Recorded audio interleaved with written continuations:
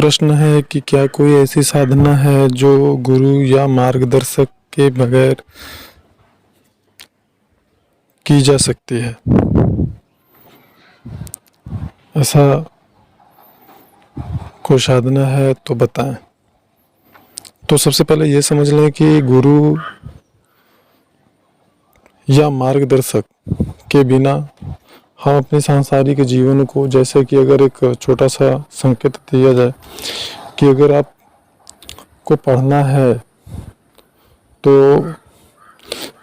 चाहे आप स्कूल में जाओ या घर पे ही आपको कोई अध्यापक अगर पढ़ाता है, तो दोनों ही स्थितियों में अध्यापक की आवश्यकता आपको पड़ती ही है। आप स्कूल जाएंगे, वहाँ भी आपको गुरु की आवश्यकता है, घर पे भी गुरु की आवश्यकता पड़ेगी। यानी पढ़ना है, अगर पढ़ना है तो गुरु के बिना पढ़ाई नहीं की जा सकती है। जहाँ सांसारिक जीवन की मैं बात करता हूँ, एक छोटा सा मैं आपको उदाहरण दे रहा हूँ। तो जब हमारे सांसारिक जीवन में बिना गुरु के हम पढ़ाई नहीं कर सकते हैं, तो अब आप ऐसे समझिए कि जो हमारा सूक्ष्म जगत है वो अति सूक्ष्म है और बिना गुरु के हम उस सूक्ष्म जगत को समझ ही नहीं सकते हैं।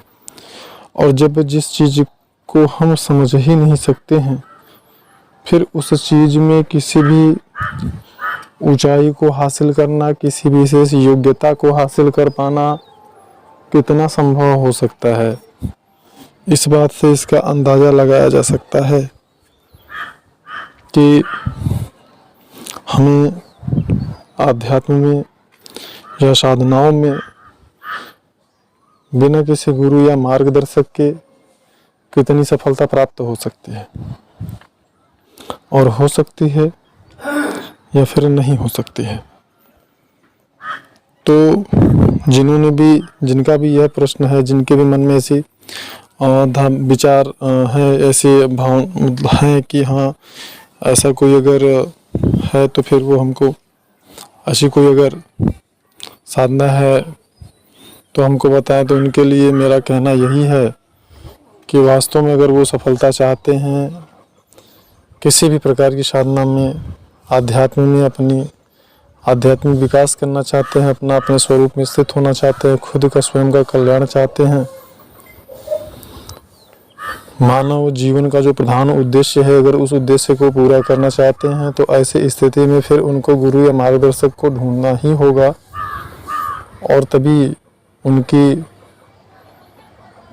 जीवन रूपी नौका वह इस बार बार अपरा प्रकृति में आ करके कर्म को करके अब फिर यहाँ से जाने का ये जो समंदर है, भावसागर है, पार कर सकता है। अन्यथा अगर कुछ लोग ऐसे भी हैं, हमने देखा है, जो धड़ल्ले से सोशल मीडिया पे यह प्रचार प्रसार करते फिरते हैं कि गुरु बिल्कुल महत्वपूर्ण नहीं होता है, और कुछ महान सिद्ध पुरुषों का उदाहरण भी दे डालते हैं और बोलते हैं कि इनके गुरु कौन थे, क्या इन्होंने साधना नहीं किया और ऐसी ऊंचाई को हासिल की जिसे उनको आज भी याद लोग करते हैं। हाँ, बिल्कुल यह सही हो सकता है, लेकिन ऐसे कितने महापुरुष हुए हैं, मैं ये उनसे पूछना चाहूँगा। ऐसे कितने महापुरुष हुए हैं हमारे इस पृथ्वी पे? कुछ ऐसे व्यक्ति हैं जो बिना अन्न और जल को ग्रहण किए ही जीवन यापन कर रहे हैं, जिंदगी जी रहे हैं। तो क्या इस पृथ्वी पे उपलब्ध जो प्राणी है, जो जीव हैं, उनमें कितने ऐसे लोग हैं? अगर आप देखेंगे तो ऐसे लोग 9 के बराबर आपको मिलेंगे।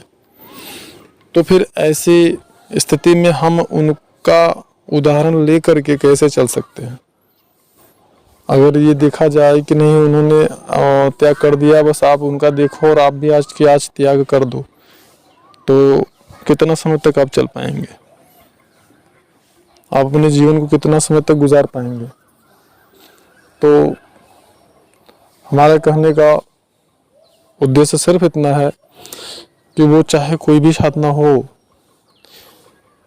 छोटी से छोटी, अच्छी से अच्छी, आप स्वयं इस का निर्णय नहीं कर सकते हैं कि आपके लिए कौन सी साधना उचित होगी और कौन सी साधना खुद आपको करनी चाहिए या फिर आपको नहीं करनी चाहिए।